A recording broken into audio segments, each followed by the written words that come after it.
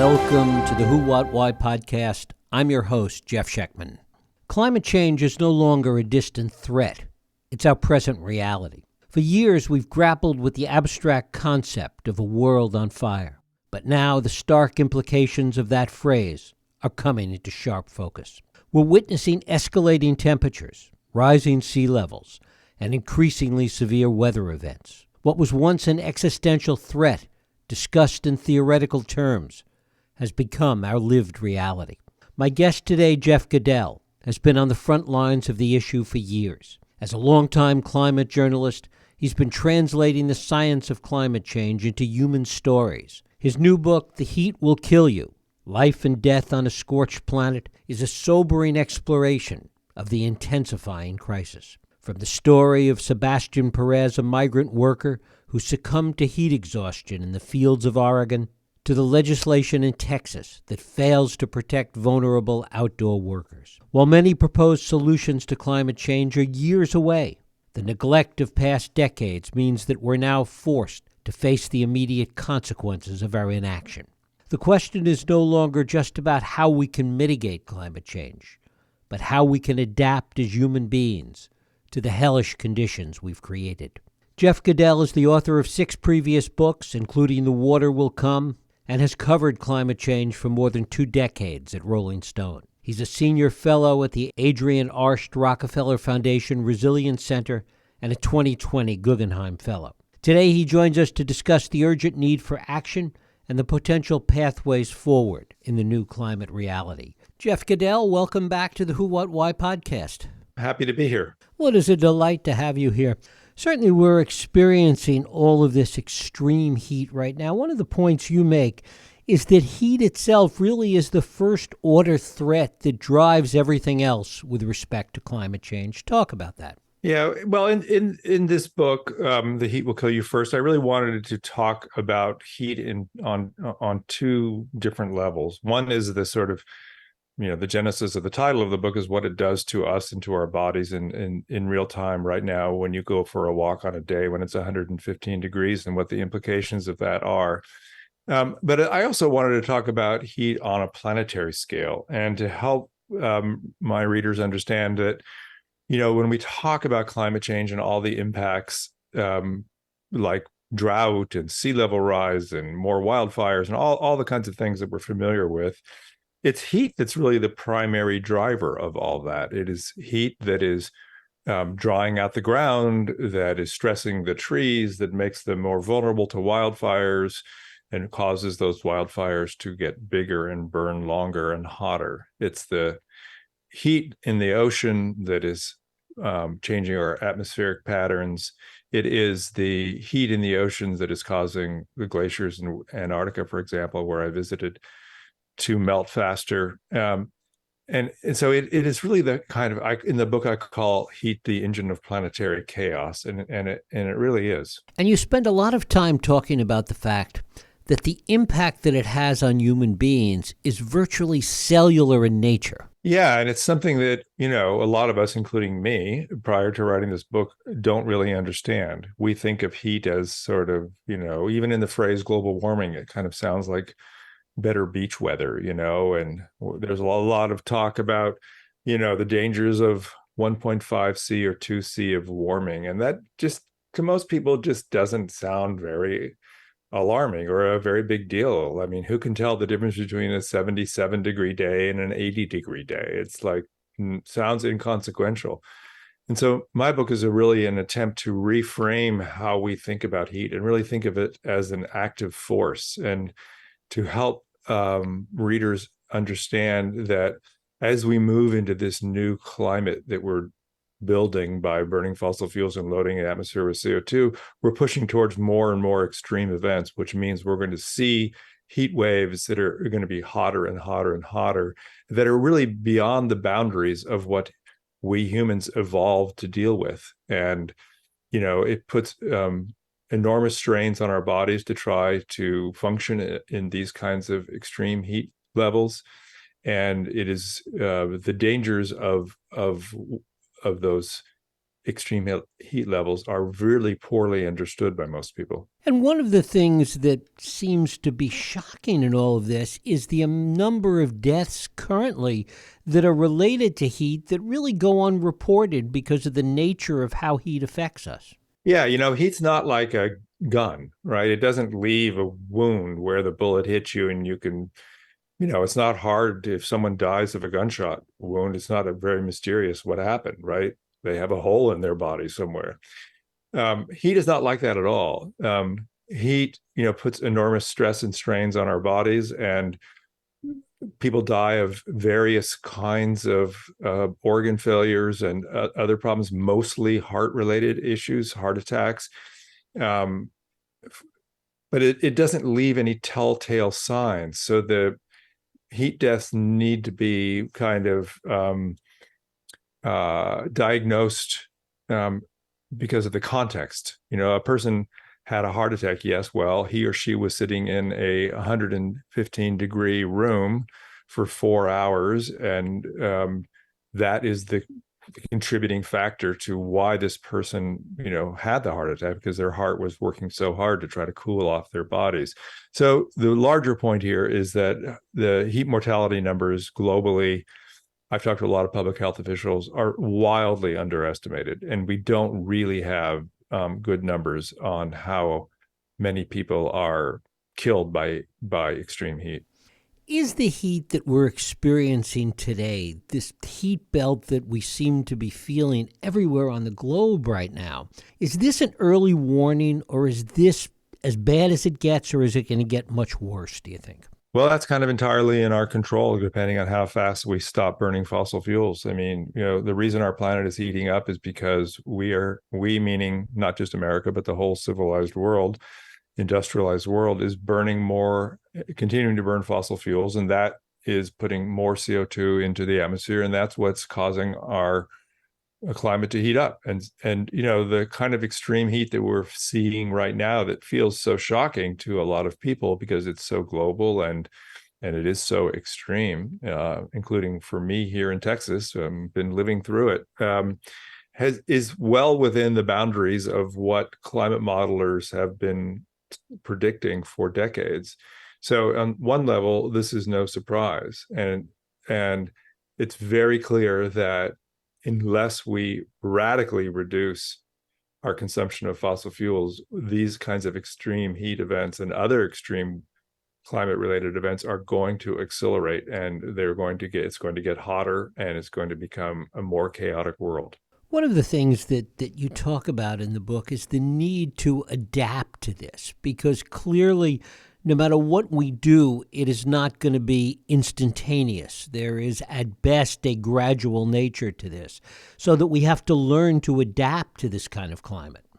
Yeah, we do. And, that phrase adaptation is a very loaded phrase and has a lot of complicated implications and a lot of caveats and things. I mean, and the first of them is that, heat is very predatory. It goes after the most vulnerable people first, people who are not lucky enough to spend their lives in an air-conditioned bubble, who are outdoor workers, who are, working on construction projects or delivering packages or working in agricultural fields, harvesting our food, older people who have any kind of heart or circulatory conditions, pregnant women, children, people who are on particular kinds of drugs like diuretics and beta blockers that make them more vulnerable to heat.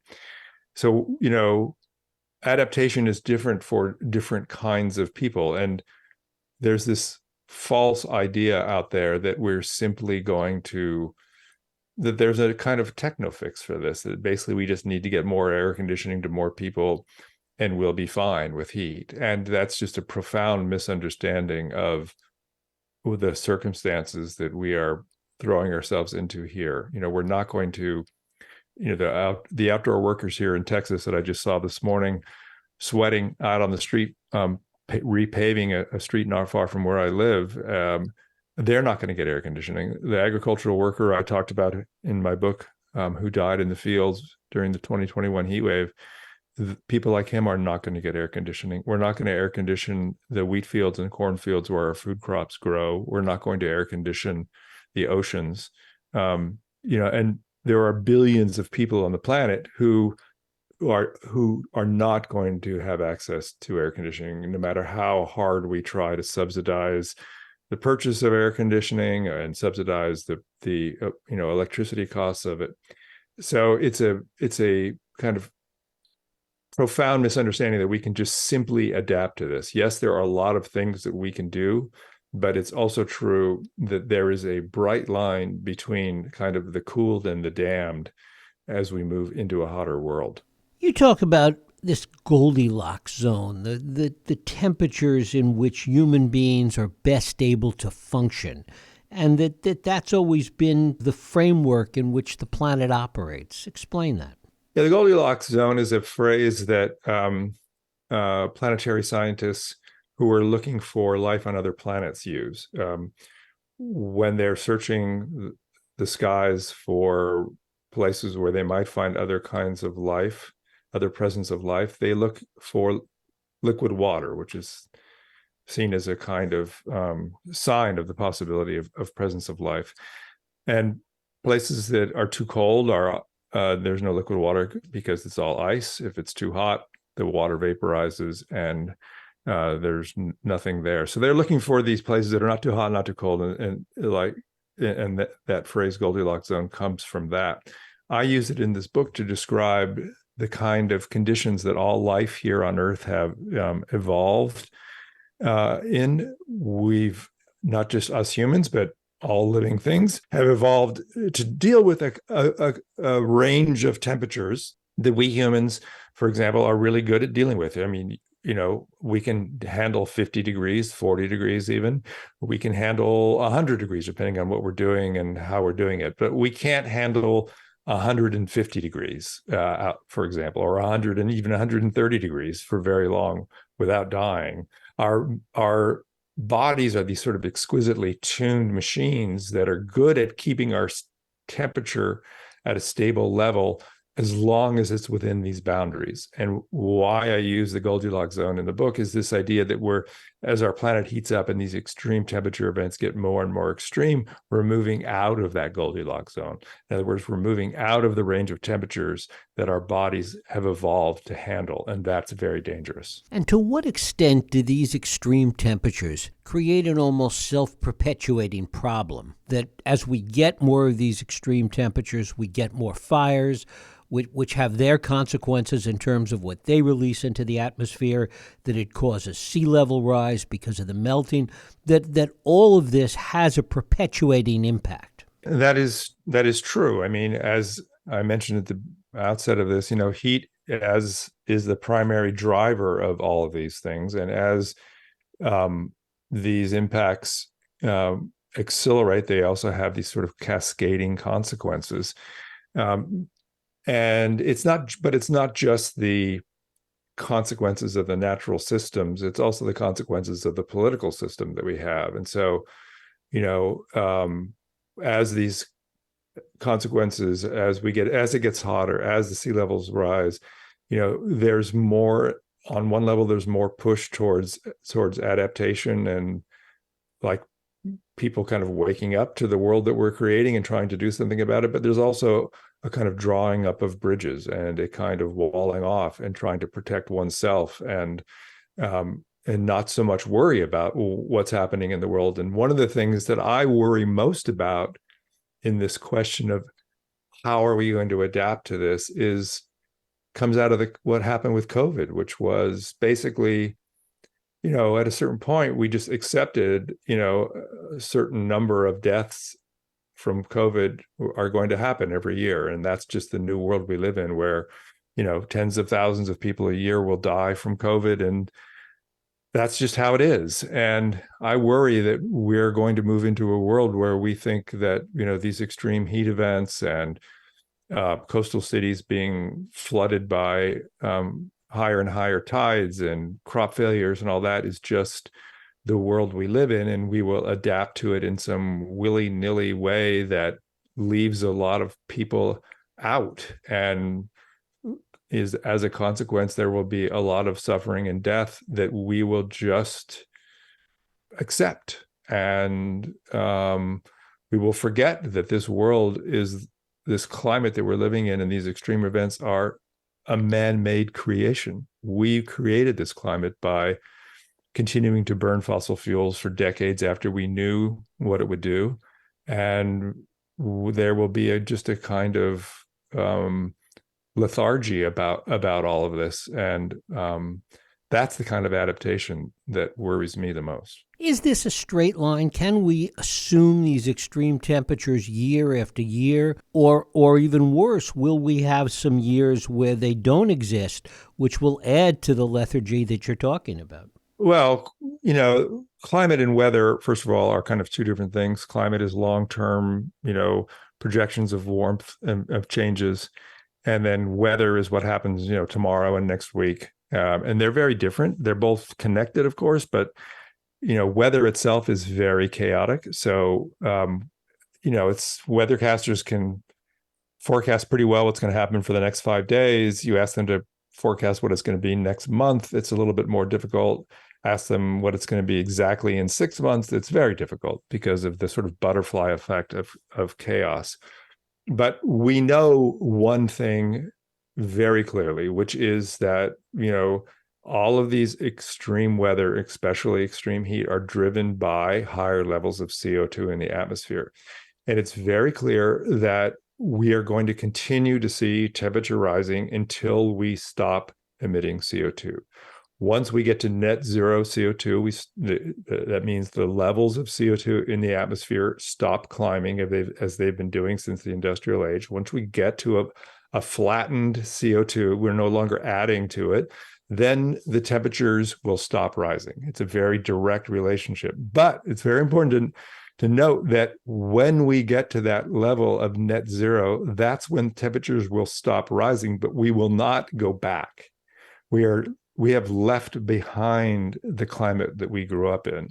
CO2 stays in the atmosphere for thousands of years. We are, in effect, making permanent changes. We can have a big impact on how far those changes go by keeping the CO2 levels down as much as possible. But the temperatures will rise until we get to net zero CO2.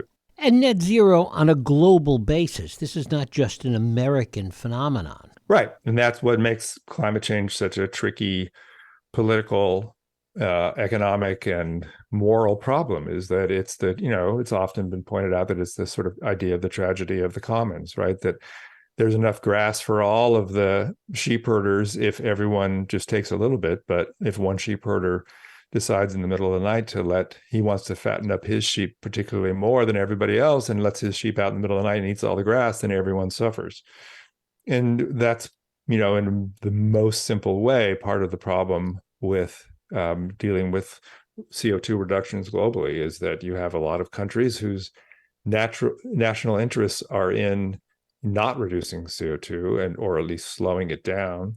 And until we are all, realize that we're sort of all in this together, and that, we all need to kind of continue the metaphor, keep our sheep alive. This is a very difficult problem to solve. And we've not done we, meaning the civilized world, have not done a very good job at it. I mean, there's a lot of incredible amount of progress on clean energy. Here where I am in Texas, 35% of the grid now comes from renewable power, and that's in the fossil fuel center of the United States. It's amazing. The economics of clean energy are great, but it's not happening fast enough, and we're still burning a lot of fossil fuels. And yes, the new builds tend to be if economic rules hold, renewable clean power, but we are still keeping a lot of these old power plants going. China is still building a lot of coal plants. Europe is not, knocking down their coal plants and getting off of natural gas fast enough, nor are we. So, we're still not making progress anywhere near quickly enough. Are scientists surprised at the extremities that we're experiencing this year?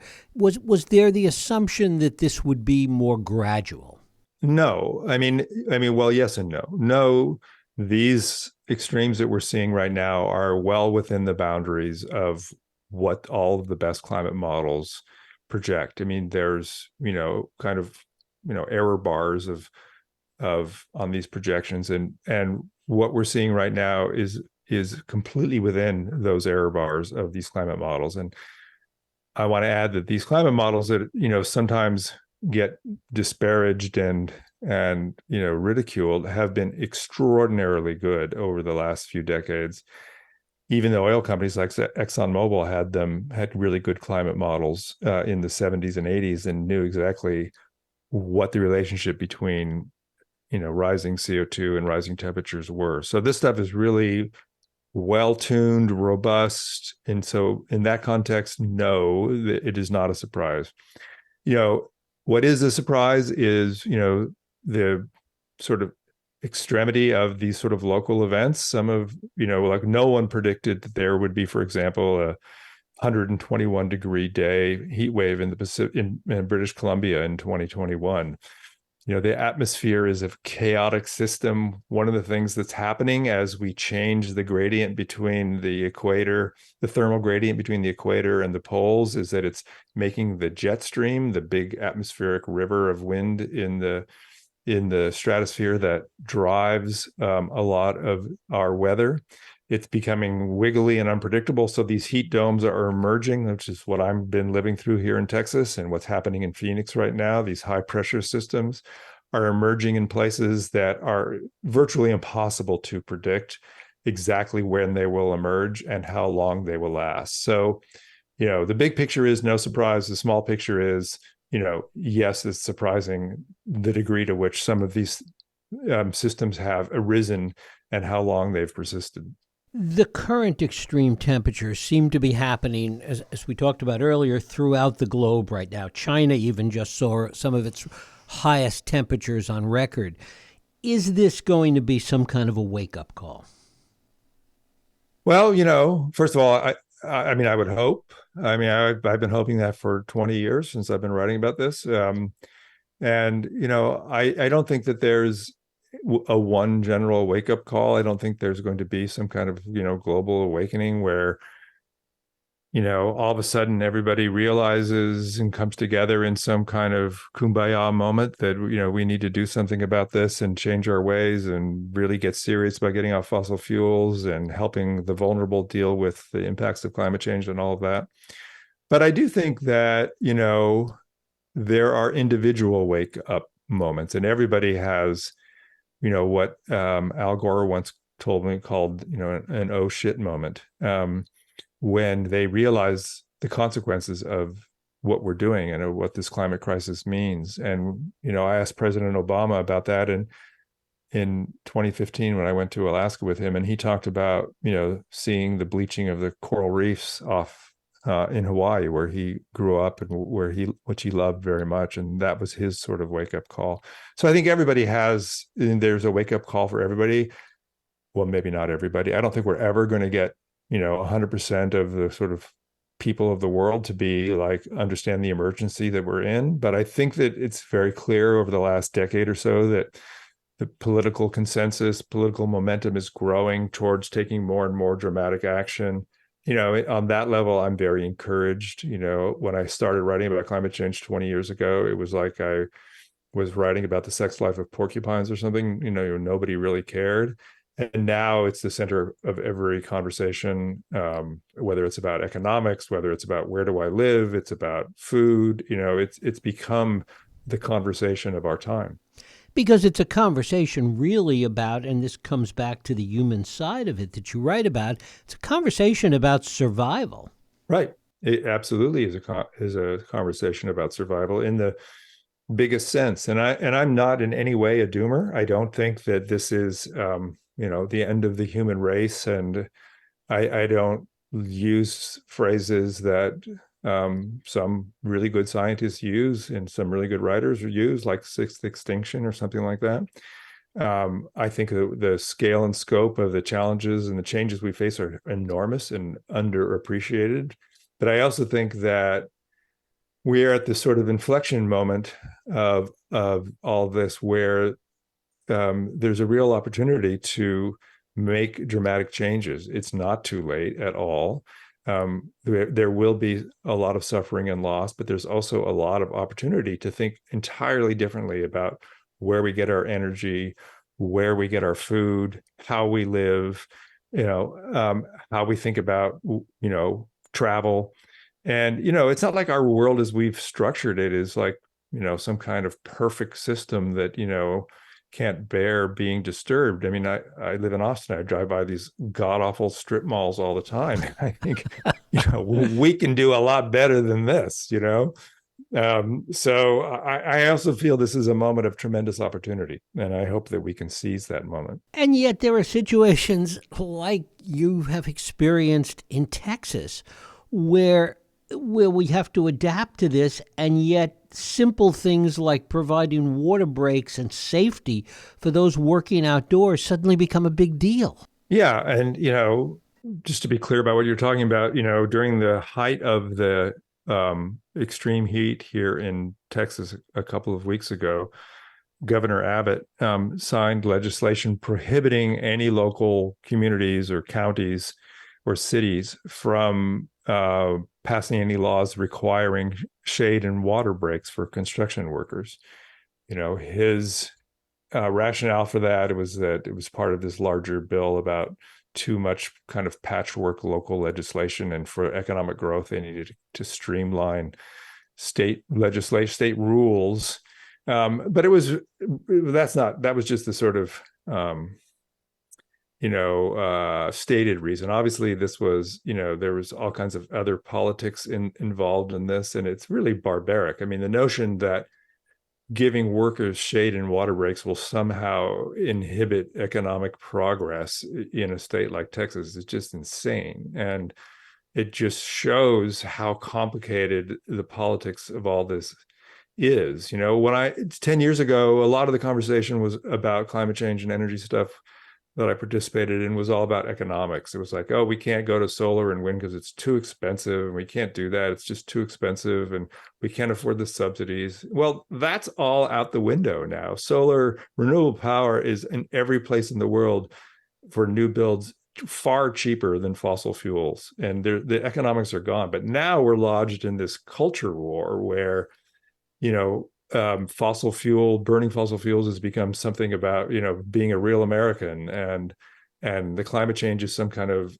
system of belief. And there's been all this effort at undermining scientists and undermining institutions that support scientists. And that's a much more difficult political kind of dilemma to deal with than the old, it's too expensive to solve this problem. It's interesting that some of the fossil fuel companies, you mentioned ExxonMobil before, but some of these corporations are further ahead of realizing A, the dangers, and B, the mitigation than some politicians are.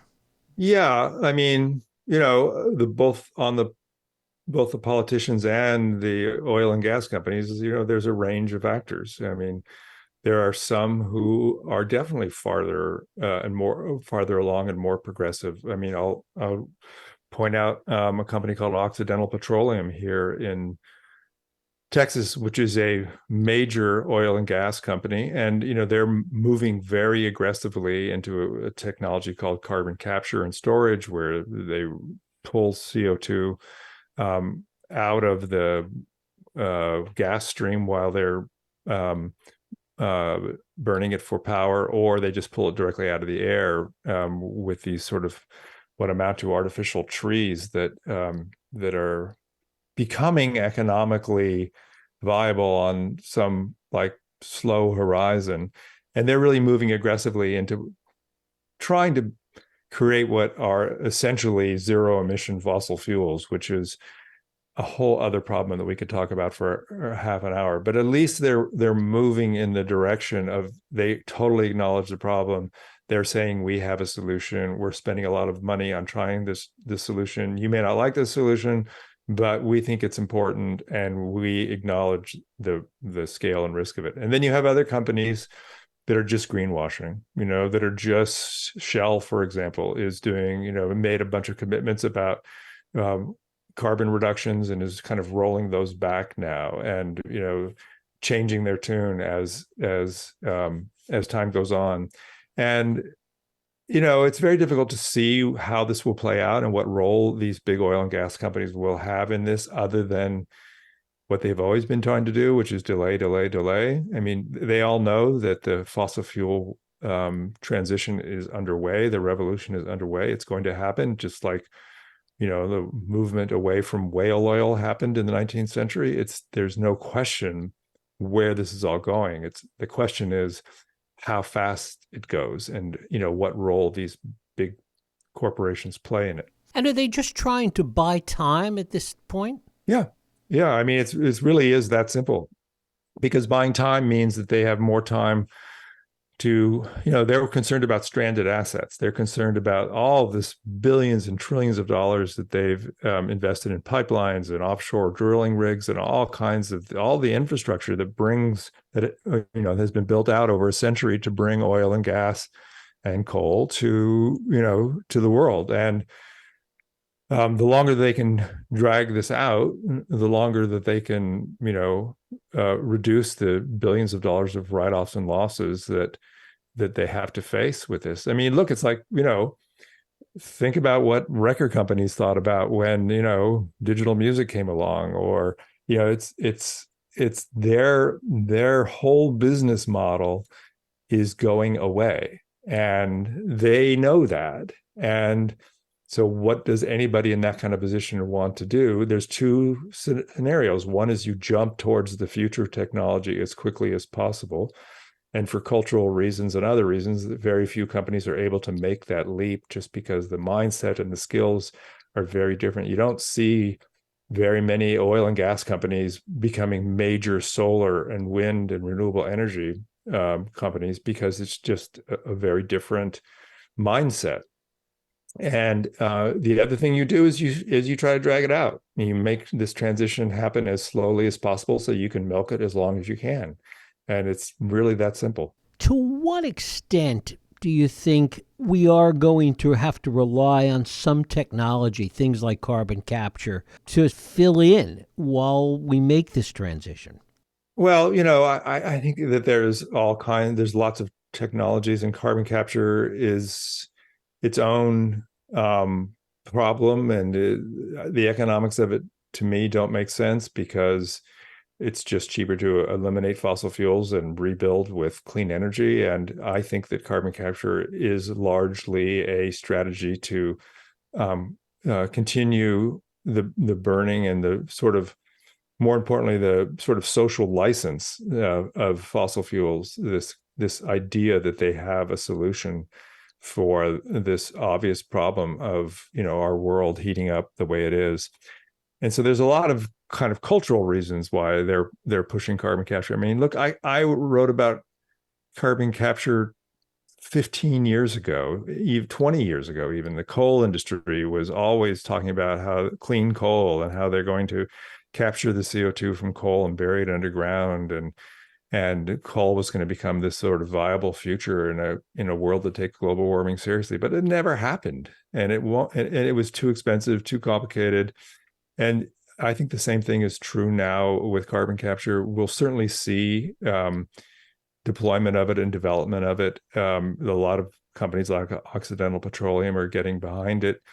But the scale that it would be necessary and the economics that would be necessary for it to really make a meaningful difference to the levels of CO2 emissions we have is a long, long, long way away. So, I mean, I think in 200 years, we're going to have machines that, that are basically modulating CO2 levels in the atmosphere. I think that's certainly possible, but nothing on the near term to deal with this emergency that we're facing right now. Jeff Goodell, his new book is The Heat Will Kill You First, Life and Death on a Scorched Planet. Jeff, I thank you so much for spending time with us today here on the Who, What, Why podcast. Thank you for having me. Thank you. And thank you for listening and joining us here on the Who, What, Why podcast. I hope you join us next week for another Radio Who, What, Why podcast. I'm Jeff Sheckman. If you like this podcast, please feel free to share and help others find it by rating and reviewing it on iTunes. You can also support this podcast and all the work we do by going to whowhatwhy.org/donate.